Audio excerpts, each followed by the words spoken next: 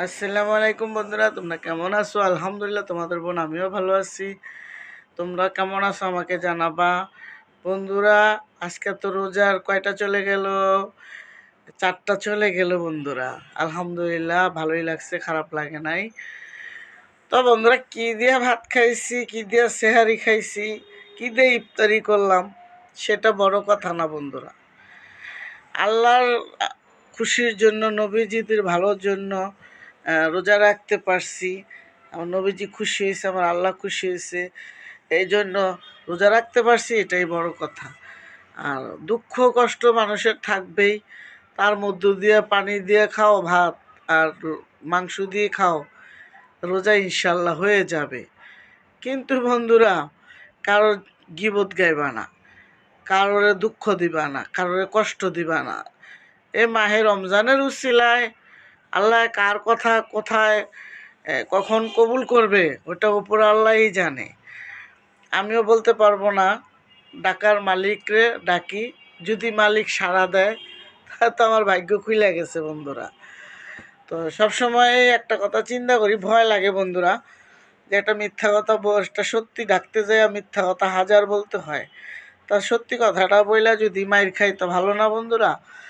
তো যাই হোক বন্ধুরা, আমি কি রান্না করব বা কী দিয়ে ভাত খাবো তোমাদের সাথে দেখাবো, দেখাই, শেয়ার করি, ভালো লাগে। সবসময় তো আর দেখাই না, দেখানোর সম্ভাবনা না। তো এখন তো রোজা মায়া দিন, রমজানের দিন, একটু যাই, আল্লাহ খাওয়ায়, রিজিকের মালিক উপর আল্লাহ। রিজিক যতদিন আছে তো খাবো। তো রমজানের আসলে খাওয়ার কোনো চাহিদা থাকে না, বিশেষ করে আমরা যারা গরিব আছি বা যারা আমরা একটু মধ্যবিত্ত আছি। খাইলেও কারো কাছে বলতে পারবো, খাইলেও বলতে পারবো না, না খাইলেও বলতে পারবো না।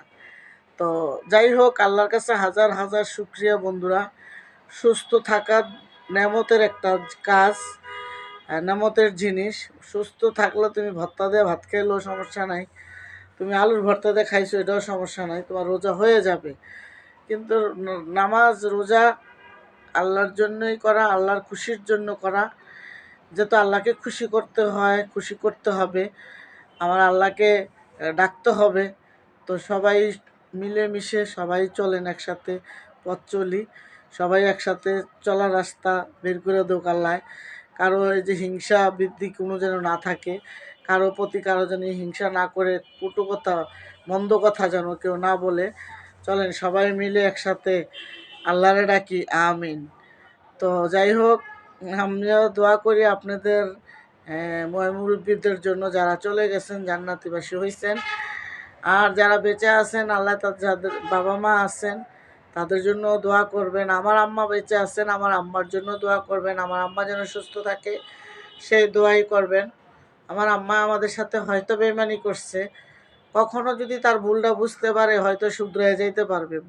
এই বয়সে কষ্ট পাইয়া মরবে বা দুঃখ পাইয়া মরবে, ছেলে সন্তান বাইচা থাকতে একটা খারাপই লাগে। আমি একটু আমার মায়ের বেশি সাপোর্ট দিই, যাতে মরণের আগে যেন একটু সুখ শান্তি পাইয়া মরতে পারে। তো আমার বোনেরা কেউ এক কথা বলে, কেউ আরেক কথা বলে, তো আমার মনটা সাদা, আল্লাহ বাঁচাইলে, আল্লাহ যদি আমার মনটাকে ভালো রাখে, আমার শরীরটা ভালো রাখে, আমিও চাই আমার আরও ভাই বোনরা যারা কষ্টে আছে তাদেরকে যেন পালি। তাদের জন্য আমার জীবন শেষ করছি, আমার সব কিছু শেষ করছি, লাস্টে দোষী হয়েছে, এটা তো তোমাদের কাছে বন্ধুরা আমি শেয়ার করি। তো যাই হোক বন্ধুরা, রোজা দিন বেশি কথা বলা ভালো না। তো তোমরা আমার জন্য দোয়া করবা, আমি তোমাদের জন্য দোয়া করি। আমি ভিডিওটা আর বাড়াবো না, যেহেতু আবার নামাজ পড়া লাগবে, নামাজের টাইম হয়ে গেছে। তো আমার বন্ধুরা যাতে রোজাগুলো থাকতে পারি, সম্মান দিতে পারি রোজারে, আর আল্লাহরে সম্মান দিতে পারি, আমার নবীজিদেরকে সম্মান দিতে পারি। একবার যদি আল্লাহর কাছে বলি আল্লাহু আকবার, আল্লাহু আকবার, এটাও আমার আল্লাহর দরবারে লেখা হয়ে যাবে। আর যদি আমি একটা খারাপ কথা বলি বা খারাপ পথে চলি, একটা কটু কথা বলি, তো সেটাও খারাপ হয়ে যাবে। এটা যেন খারাপ না হয়, মনটা যেন ভালো থাকে, স্থিতিশীল থাকে, স্থিতিশীলের মধ্য দিয়ে যেন মনটা ভালো থাকে, রোজাটা থাকতে পারি, রোজাগুলো শেষ করতে পারি, সেই দোয়া করবা বন্ধুরা। আর বাড়াবো না, রোজা মায়ের দিন। তো তোমরা ভালো থাকবা, তোমরা সুস্থ থাকবা, বোনের জন্য দোয়া করবা। আসসালামু আলাইকুম।